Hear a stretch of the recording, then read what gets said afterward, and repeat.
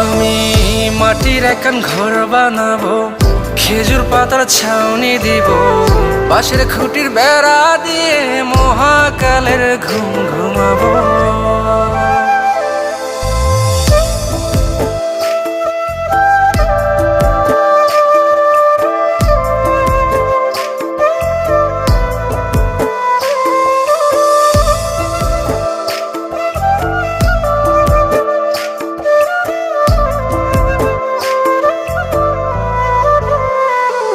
আরে আতর গোলাপ চন্দন মাইখা সবাই মরে যাইব রে রাইখা।